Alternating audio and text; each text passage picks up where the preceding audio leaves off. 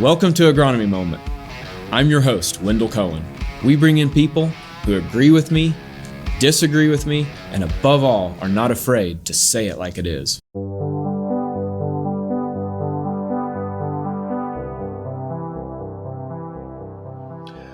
right, welcome back everyone here to Agronomy Moment. I am excited because we have a guest joining us today from Sweetwater Technology, Chad Gripp. He's the founder of that, as well as the Gripp Custom Farming.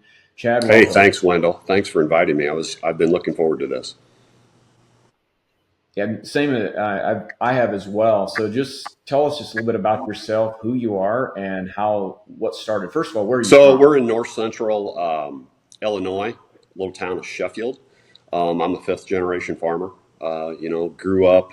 My roots are in agriculture. Grew up living and breathing farming, and always had a great interest in farming. Just fast forward, I went to college, and at that time, our farming operation wasn't big enough for me to just necessarily jump in after I graduated from college. So I started a livestock hauling business. I hauled livestock all over the United States, and I graduated in '93, and sometime in the late '90s, I started a custom farming business. And that was just we had some dated equipment. We had some really good equipment, but it was dated, and to expand, we needed to upgrade our equipment line. So I started Gripp Custom Farming. I mean, we did everything. We tillage, planting, harvesting, and then about 2002, I got into the custom application part of it. And the custom application, of course, turned into an ag retail business where we sold, all the crop protection products, all the herbicides, everything it takes to raise a crop. And fast forward, from 2002 to present, we've done a lot of change. We've had a lot of changes.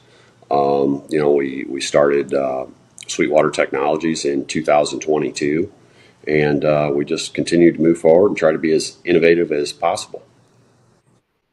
So tell us a little bit about how Sweetwater came about and why you needed this brand, or what happened there. Tell us. Well, it was interesting. I used, I ran Hagees for years to spray tall corn, and that was fine, but you couldn't really necessarily always keep up. And it's a grueling endeavor to go out and spray 10 and 12 foot tall corn with a Hagee. So we started using airplanes just to get across acres faster. That transitioned into helicopters. I like the coverage that helicopters offered. And in 2022, we're going to be able to expand a little bit on our fungicide acres. And I called my helicopter service provider, and he's like, and thank goodness, Wendell. I mean, he's a very honest gentleman. I mean, he's just a great guy. He goes, Chad, I can't do anymore. I simply can't have any more acres. And I'm like, I don't know if I want another business to dictate whether I can grow or not. And we'd already purchased 2 drones, and it was just, Wendell, it was almost more of a novelty service, a novelty item. Hey, we've got a drone and we can come and do spot spraying and things like that. And anyway, I was turned down on being able to grow that year, and I just simply we already had a gentleman hired to help us get through all the exemptions and the legalities of operating a drone business. We already had that in place, and I gave him a call. I just met with the grower actually. And he said, Chad, I want to give you 2,000 more acres to fly on with a helicopter. And after that conversation, realizing that the helicopter couldn't do it, we ordered 2 more drones. We hired 8 interns out of Purdue, and we decided to take on all our acres that year with drones. And at that time, we hadn't sprayed 1 acre with drones, nothing. So we were going into this cold, and we only had, we didn't have a large amount of acres. I think at the time we decided to do it all with drones, we had 18,000 acres to cover that year with drones. And again, we hadn't sprayed 1 single acre, so we had a lot to learn, And Yes. anyway, I'd like to tell you that the first 8 or 9,000 acres was really easy, but it was rather grueling. And we had some obstacles in the way. We had some things to figure out, and we did. We figured that out, and we actually We actually finished the year out in 2022 with 32,000 acres, not 18,000 acres. So we were not only able to grow our business in season, we were able to cover those acres, efficiently and on a fairly large Yes. scale with just drones. Amazing. And tell us a little bit about, um,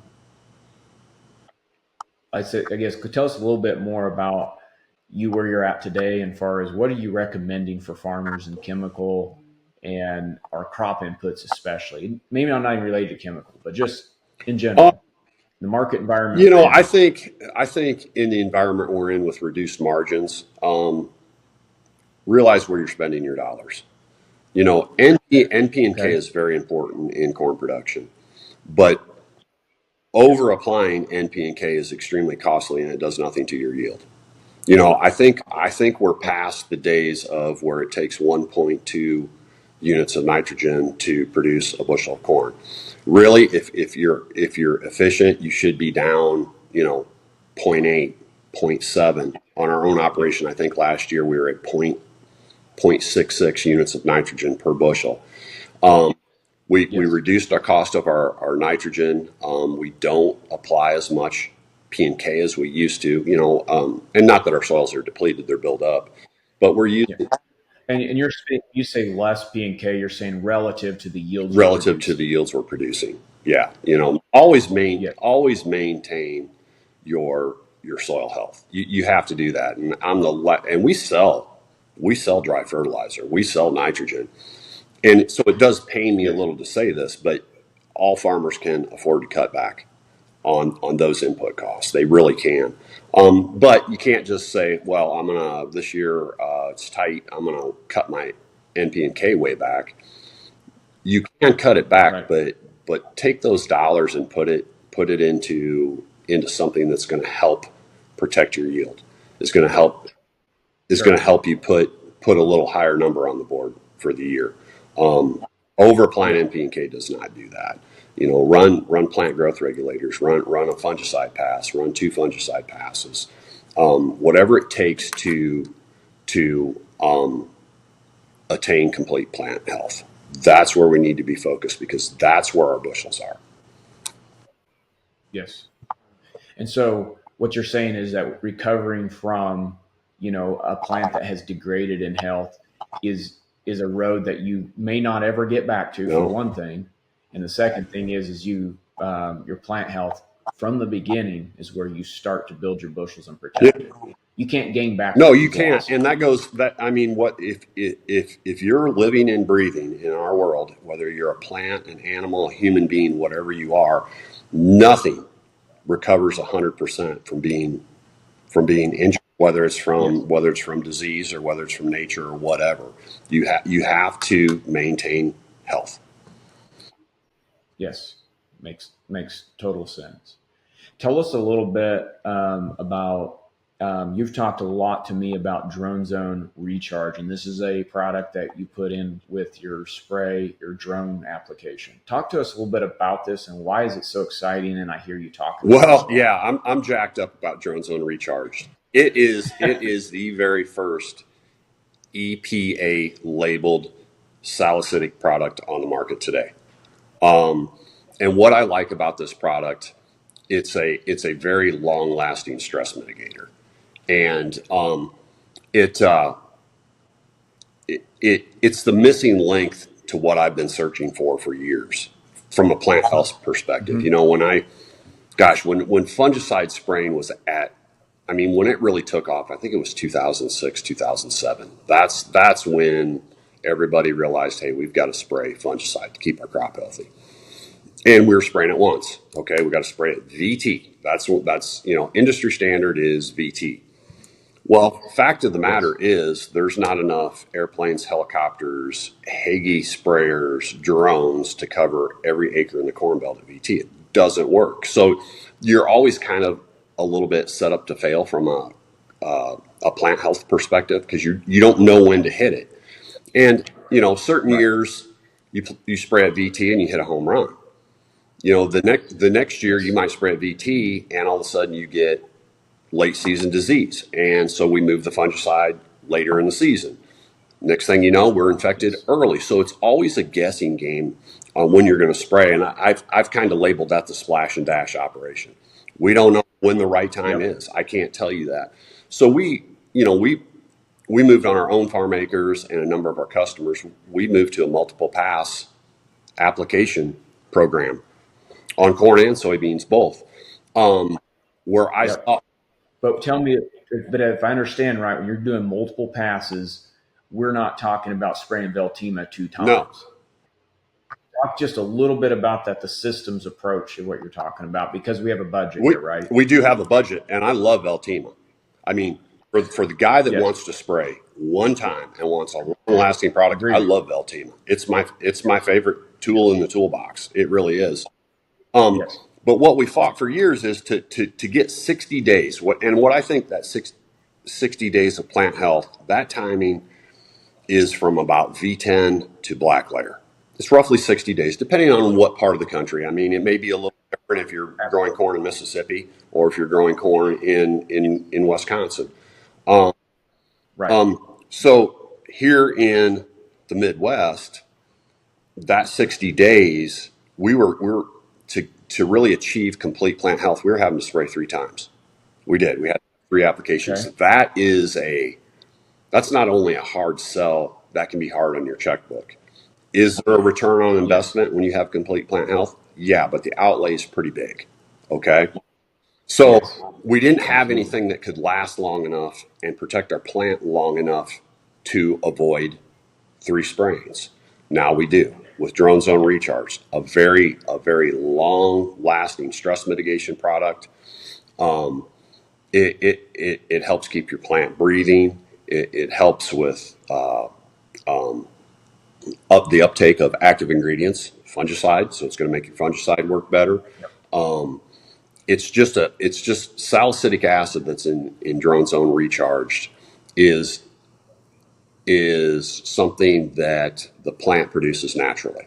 But usually the plant has to be injured before it produces salicylic acid. So if it's a Okay. bug bite, if it's a pathogen, a disease pathogen, if Yes. it's wind, if it's hail, if it's whatever, if it's hot, if it's cold, whatever stresses that plant will Right. produce salicylic acid. So what we're doing now is we're pre-treating that plant. So in the case of all the things I just mentioned, which will happen this year. It will happen next year. It Yes. will happen every year from now till we're not growing corn anymore. We're pre-treating that plant Right. for complete plant health. And and along with what I call the Sweetwater system, which is putting fungicide in with drone zone recharge in a 2-pass program, we're getting 60 days of complete plant health. And this is a very potent stress mitigator. The label says do not apply in less than a 30-day period. Do not do that. Okay. It is a heavy hitter. And what I like about it, what our program is to start spraying now at V10 with a generic fungicide, a low cost fungicide. Okay. Yes. Put in your drone zone recharge, your insecticide if you need insecticide, your foliar fertilizers, your plant growth regulators, whatever you also want to add with that, and then count on coming back in 30 days and hitting it again with the same program. We now have a 60-day window of complete plant health. That's what I like about this Okay. product. And there was 8 years of study with drone zone recharged. Okay, and it's proven to add 4 to 6 bushel on corn. It's proven to add 2 to 4 bushel on soybeans. That's great, but I don't really.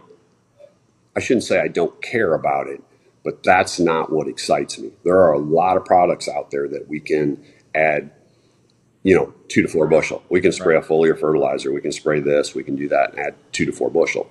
What I what I like about this product is we're not adding 4 to 6 bushel on 220 bushel corn. With a 2-pass program, Yes. we may, with complete plant health, because plant health is the key. That is the absolute key to high Right. yield Right. success. What I like about this product is we're not.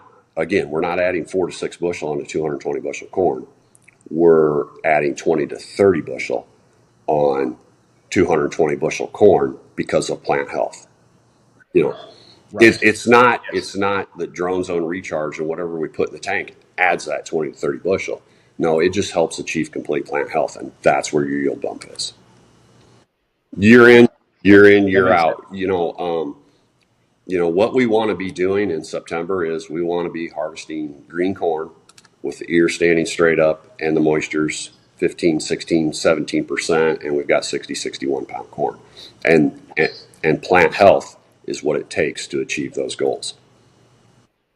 Yes, and that's what I feel have felt very firmly for the last few years, and as I've been a service provider in our area, and those of you who are listening, is that it seems like when I start looking and dissecting things that we do, it's true not everything adds one to one to one, but it seems like when we can go and focus on the plant health and develop a systems approach, we're able to get there where we need to Yeah, be exactly. versus saying it's this miracle product or just this one or just that one. But it's this approach of going to your crop and saying, let's keep it healthy. Yeah, What do it need? you're right. There are no miracle products out there. This product Yep. just makes 60 days of plant health possible. Ab- That's Absolutely. it right there. Yep. And it needs to be, it needs to be tank mixed with fungicide. And whether it's a synthetic fungicide, um, you know, getting back to Veltima, for the guys that say, hey, listen, I just absolutely am not doing a 2-pass program. Well, that's fine. Let's do our Right. VT standard with Veltima and Drone Zone Recharge and get as much residual out of those products as we possibly can, and mitigate Absolutely. that guesswork from what's our right timing this year. And Wendell, I can't tell you what Yes. the right timing is this year. I don't know. I don't know if it's at VT. I don't know if it's at V10. I don't know if it's at brown silk.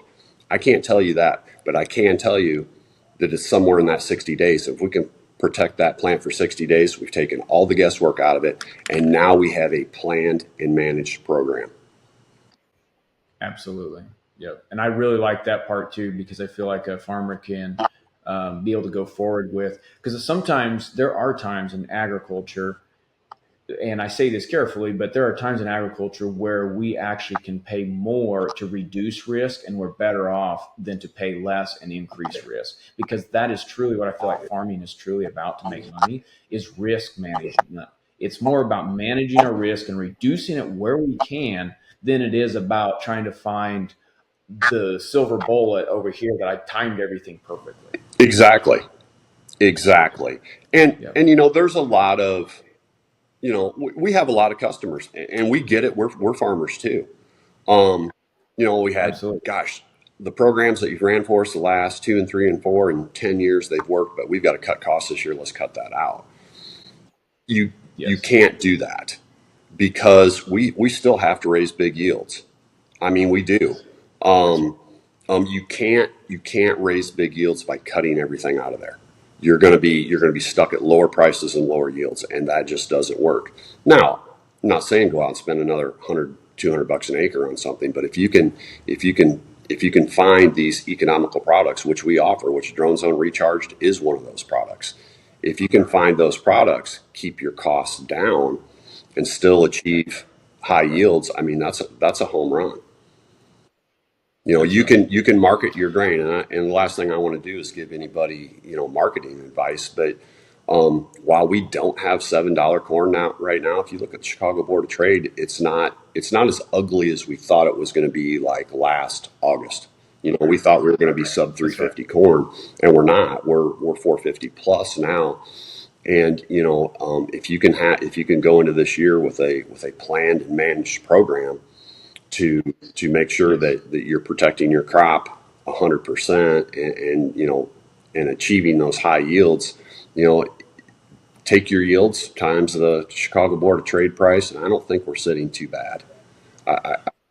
And I like what you mentioned earlier on, still a little statement you made about, finding that yield by your 10-year average, looking at your crop insurance APAs Yeah, or whatever you want to, wherever you have your records, and using that as your benchmark because that's where it's realistic and you can have more confidence. Again, you're just going back to the point we talked about earlier, is reducing your risk Yeah, management. exactly. My son and I have this conversation quite often. We've got certain farms that have a 10-year average of whatever it is. We have some Class A soil types. We have some irrigated ground. We Yes. know over 10 years those acres are going to produce roughly 250 bushel. I mean, that's our 10-year Yeah. average on those. So we're like, hey, let's market some of that grain because at current commodity prices, we're in the money. Even though it's not $7, we are still in Absolutely. the money. So let's go ahead and market a little grain and let's take some of that profit. It's a tough one. I mean, if you've got a low producing farm, what do you do there? You don't know if it's going to be 200 bushel. You don't know if it's going to be 140 bushel. That's a tough one. But for the farms that you do have, market those. Again, I don't want to give marketing advice, but market those bushels and take some profit. I understand. That makes sense. And even like you said, we're in an environment here a lot of times in Western Missouri where we don't see yields like you do. But we still have a 10-year average. Everybody Everybody does. does. And looking at your top end of your fields that have the highest chances of producing and marketing that. I like that idea. I think that's just a little tidbit for everyone to put into their pockets this year as we go forward, to stay objective, not It, emotional, as we go exactly. forward. And yields are really, I mean, it's all relative. Whether your APH is 180 or whether it's 250 or whether it's, you get in dry land Kansas where they're planting 14,000 Yes. population and they're hoping for, 90 bushel. It's all Yes. kind of relative because the cash rents in those areas where the yields are lower, the cash rents are lower. The land Right. prices are lower. The input costs are lower. You plant 14,000 Yes. seeds per acre, your seed costs are lower. So I mean, I think it's That's all right. relative. There's a fit with some of that again advice that I've given. It works no Yeah. matter what your APH is. I like it. Talk to us a little bit about, if you had, I don't know if you had any thoughts on this, but I'm always interested in knowing what people like you and different those who are farming and looking at technology, and as we're moving to the future, what are some things that you might give as an advice to a farmer of the future? What are some things you think are important? Um, I think the key word there is technology. Do not Okay.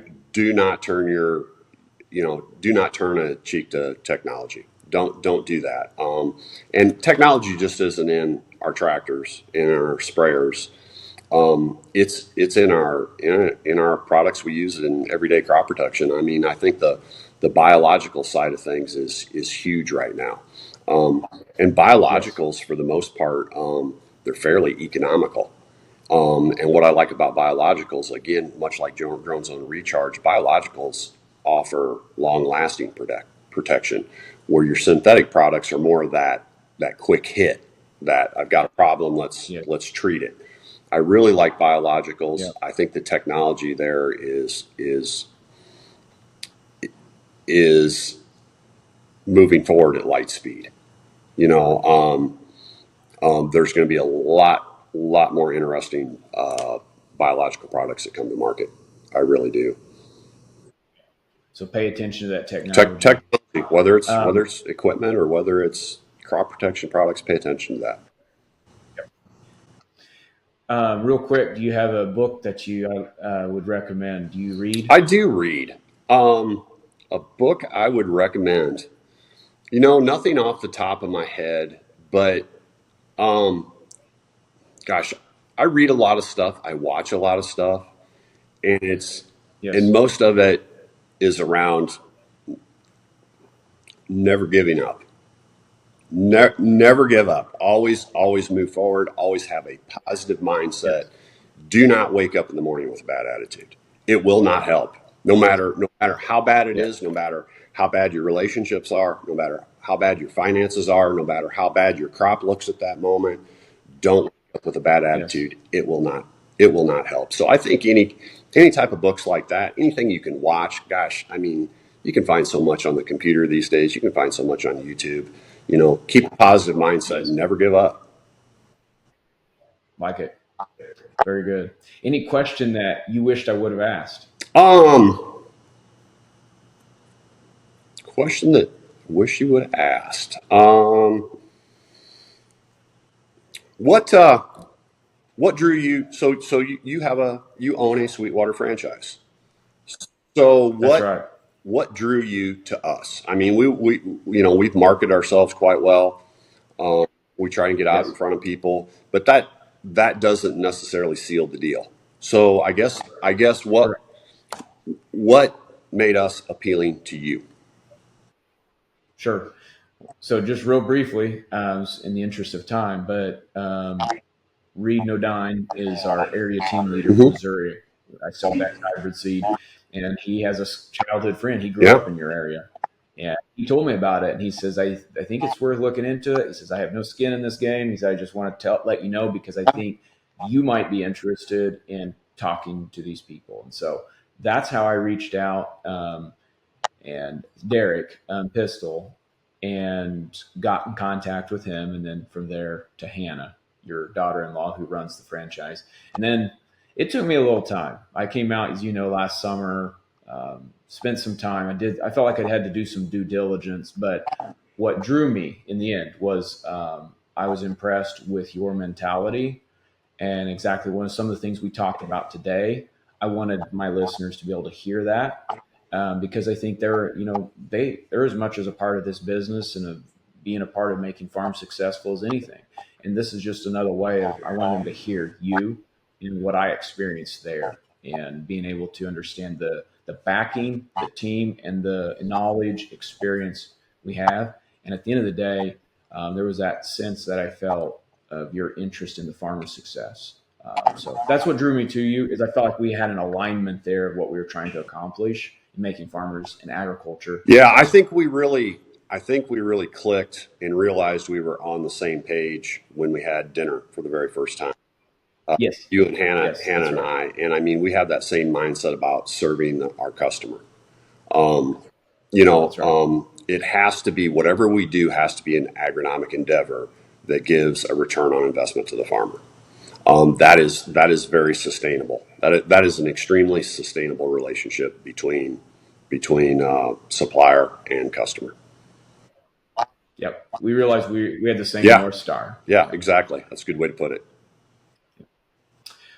Very good. Anything else in closing you'd like to mention before we No, I go? mean, not really. Looking forward to 2025. I think there's definitely a lot of hope. Again, that the markets aren't as bad as what we thought. I think the Yep. growing season's starting out fairly well. I know we've been dancing around some rain showers here and there, but for the most part, we're sitting pretty good. I think you guys have had a good run down there in Missouri, haven't you, Wendell? For the most part, we have had those 4 and 5 inch rains that came over a period of, but they came over a period of several days, and we've been amazed. I mean, it's just talking about technology, the modern seed treatments that are today with the biological ad that we had on them this year. They're doing things coming out of the ground we would not have seen but 5 years Oh ago. yeah, I agree. So I agree. And, yeah, we're doing things that we haven't used to and not be it's able and to it's do. only going to get better. Like right now, I am extremely excited about drone zone recharge and what we can do with that. There's a possibility Yep. that we won't be talking about drone zone recharge in 2 years. There may be a better product on them. That's how fast all this is moving forward, and that's why we're called Sweetwater Technologies, not Sweetwater Technology, because we Yes, want to take opportunity of every new technology that comes to the market. absolutely. Yep. Not closing our minds to one plan, one process, but realize that farmer success is the end game here, and so we're going to pivot to whatever it takes to make that Exactly, happen. exactly, Wendell. Very good. Thanks so much, Chad. As always, it's been a pleasure talking to you, and thank you everyone for listening today. We'll be back with the next one. So, what? I thought it turned out well. Yeah, I thought it was fun. If you were Scott Dickey now, you would say something like, "It's about time for lunch." God, Or what else? Starving.